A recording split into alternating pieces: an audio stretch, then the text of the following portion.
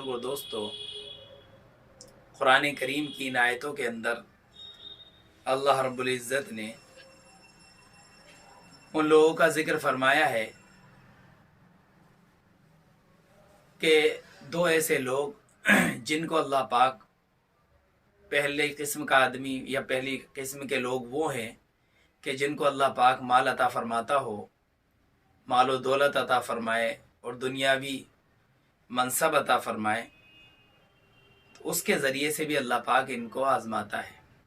فرمایا گیا فَأَمَّا الْإِنسَانُ إِذَا مَبْتَلَاهُ فَأَكْرَمَهُ وَنَعَّمَهُ، جہاں تک ان لوگوں کا تعلق ہے جن کو اللہ پاک نے انعام عطا فرمایا اور ان کو اپنی نعمتیں عطا فرمائی، تو آدمی کہتا ہے کہ اللہ پاک نے میرا اکرام کیا، میرے رب نے میرا اکرام کیا۔ دوسری قسم کے لوگ وہ ہیں کہ جب اللہ پاک ان کو آزماتا ہے، آزمائش میں ڈالتا ہے، تنگ دستی کے ذریعے سے، فقر کے ذریعے سے، تو آدمی کہتا ہے کہ اللہ پاک نے مجھے ذلیل و خوار کر دیا۔ میرے محترم بزرگوں دوستو، پہلی بات تو یہ سمجھنے کی ہے کہ مال کا ہونا کوئی عزت کی چیز نہیں ہے، اور فقر فاقے کا ہونا، غریبی کا ہونا، یہ کوئی ذلت کی چیز نہیں ہے۔ اس لیے کہ اگر مال کا ہونا کوئی عزت کی چیز ہوتا تو میرے محترم بزرگوں دوستو، فرعون یہ عزت والا ہوتا، قارون یہ عزت والے ہوتے، اور یہ شداد، حامان، امیہ بن خلف، یہ سارے کے سارے عزت والے ہوتے۔ اور اگر فقر جو ہے ذلت کی چیز ہوتا میرے محترم بزرگوں دوستو، تو فقراء صحابہ جو تھے، مہاجرین صحابہ جو تھے فقراء میں، وہ نعوذ باللہ وہ ذلیل ہوتے۔ میرے محترم بزرگوں دوستو، فرعون کتنا بڑا بادشاہ تھا، انا ربکم الاعلی کا بھی اس نے دعویٰ کیا تھا۔ اگر مال عزت کی چیز ہوتا تو یہ فرعون کامیاب ہوتا۔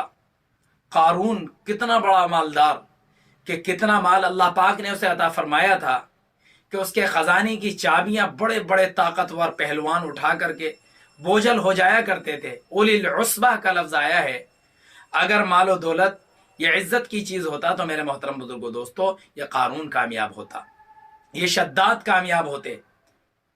اور نعوذ باللہ جو انبیاء علیہم الصلاۃ ہیں، ایسے انبیاء علیہ الصلاۃ جن کو آروں سے چیر دیا گیا، جن کے گوشت کو لوہے کی کنگھیوں سے کھینچا گیا، تو میرے محترم بزرگوں دوستو، نعوذ باللہ یہ کیا ہوتے ہیں؟ ناکامیاب ہوتے۔ میرے محترم بزرگوں دوستو، اللہ پاک نے کامیابی اور ناکامیابی کا مدار جو ہے مال کے دینے اور نہ دینے پر نہیں رکھا ہے۔ میرے محترم بزرگوں دوستو، اللہ پاک کچھ لوگوں کو مال عطا فرماتا ہے، مال دے کر کے اللہ پاک آزمائش کرتا ہے، کہ کچھ لوگوں کو مال نہیں دیتا، غریبی دے کر کے، مفلسی دے کر کے، محتاجی دے کر کے اللہ پاک ان کی آزمائش فرماتا ہے۔ اگر مال کا نہ ہونا یہ ناکامی کی دلیل ہوتا، یہ ناکامیابی کی دلیل ہوتا، تو میرا محترم بزرگوں دوستو، حضرت مصعب ابن عمیر رضی اللہ عنہ یہ گویا نعوذ باللہ یہ ناکامیاب ہوتے۔ حضرت بلال حبشی رضی اللہ عنہ یہ ناکامیاب ہوتے، اور کتنے صحابہ ہیں فقراء مہاجرین یہ ناکامیاب ہوتے۔ لیکن میرا محترم بزرگوں دوستو، حضور اکرم صلی اللہ علیہ وسلم نے فقراء مہاجرین صحابہ کے بارے میں یہ ارشاد فرمایا کہ فقراء مہاجرین صحابہ جو ہیں، اغنیاء مہاجرین صحابہ سے 40 سال پہلے جنت میں داخل ہوں گے۔ بعض روایات میں آتا ہے کہ 500 سال پہلے مالداروں سے جنت میں داخل ہوں گے۔ تو میرے محترم بزرگوں دوستو، کامیاب ہونا اور ناکامیاب ہونا یہ اللہ کی طرف سے ہے۔ اللہ پاک نے ہر ایک کو مال نہیں دیا، اس کی وجہ ہے۔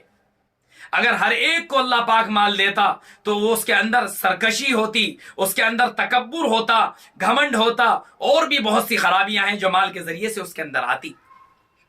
اس لیے اللہ پاک نے ارشاد فرمایا وَلَوْ بَسَطَ اللَّهُ الرِّزْقَ لِعِبَادِهِ لَبَغَوْا فِي الْأَرْضِ وَلَكِنْ يُنَزِّلُ بِقَدَرٍ مَا يَشَاءُ إِنَّهُ بِعِبَادِهِ لَخَبِيرٌ بَصِيرٌ، کہ اگر اللہ پاک اس دنیا کو، اس مال کو لوگوں کے لیے بالکل کشادہ کر دیتے، بالکل پھیلا دیتے، تو زمین میں فساد برپا ہو جاتا۔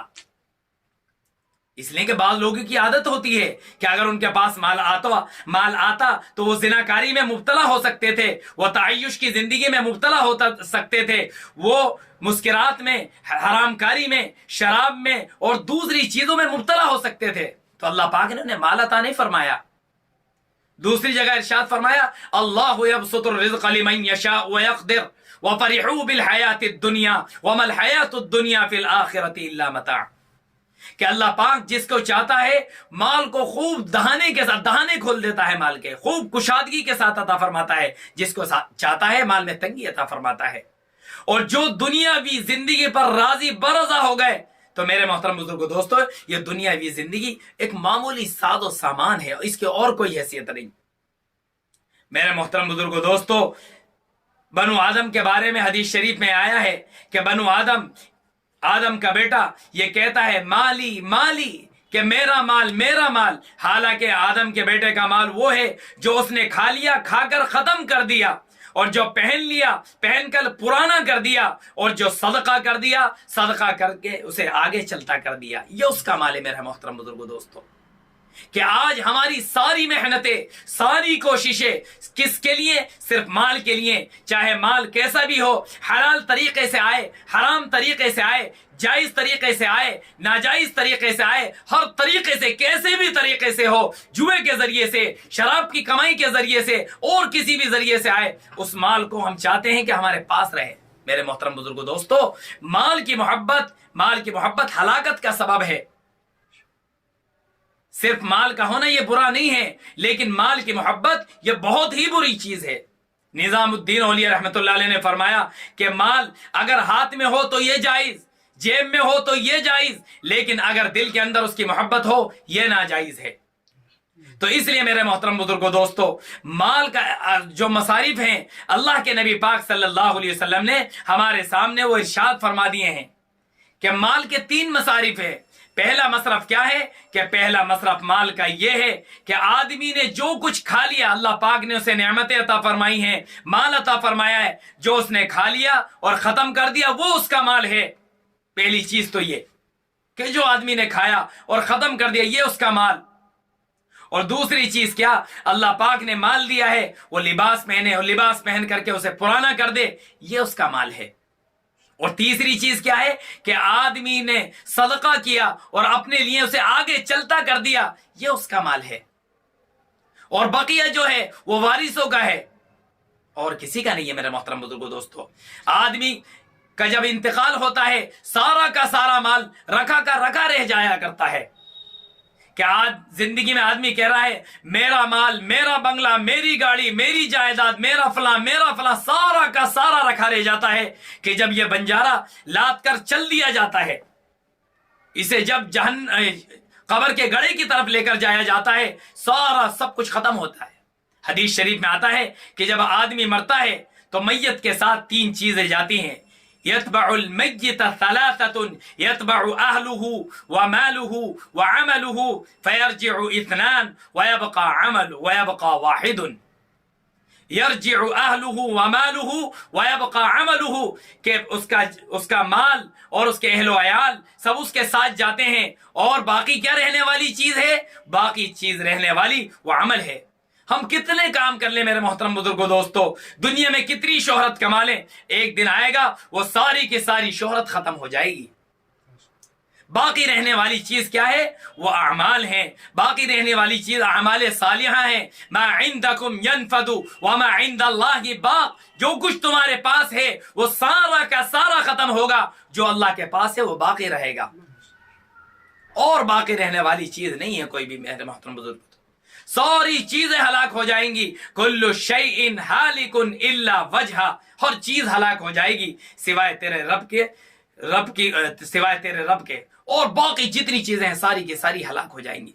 اس لیے میرے محترم بزرگو دوستو، مال کے کمانے میں آدمی اعتدال کرے، مال کمائے، لیکن جو اس کے صحیح مصارف ہیں، گھر والوں پر خرچ کرنا، وَابْدَأْ بِمَنْ تَعُولُ، نبی اکرم صلی اللہ علیہ وسلم نے ارشاد فرمایا اپنی ذات پر خرچ کرے، اپنے گھر والوں پر خرچ کرے۔ ایسا نہ ہو کہ مال ہے نہ تو اپنے اوپر خرچ کر رہا ہے نہ گھر والوں پر خرچ کر رہا ہے، اپنے اوپر خرچ کرے گا، اپنے گھر والوں پر خرچ کرے گا تو یہ بھی ثواب ہے۔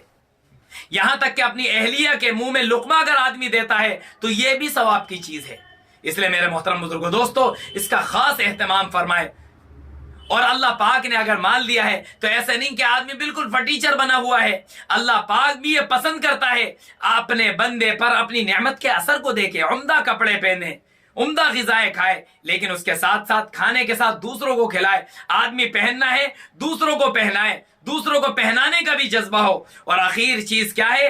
آخری چیز آدمی صدقہ کرے، اور صدقے میں بھی اعتدال رکھا ہے اسلام نے۔ وہ اعتدال کیا ہے کہ ایسا نہیں کہ پورا مال لیا، آدمی پریشان ہوا اپنے گھر والوں سے، اپنے ورثہ سے، اپنے لوگوں سے، اور یہ سوچا کہ انہیں سارے کے سارے لوگوں کو میں محروم کر کے جاؤں گا، اور سوچا کہ میں وراثت دوسرے کے لیے کر کے چلا جاؤں گا۔ نہیں میرے محترم بزرگوں دوستو، اللہ پاک نے اس اسلام کے اندر ہر چیز میں اعتدال رکھا ہے، صدقہ کرنے میں بھی اعتدال۔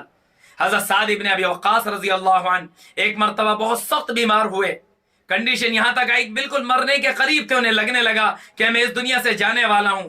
حضور اکرم صلی اللہ علیہ وسلم کو بلایا اور کہا کہ حضور میں چاہتا ہوں کہ اپنا سارا مال اللہ کے راستے میں خرچ کروں۔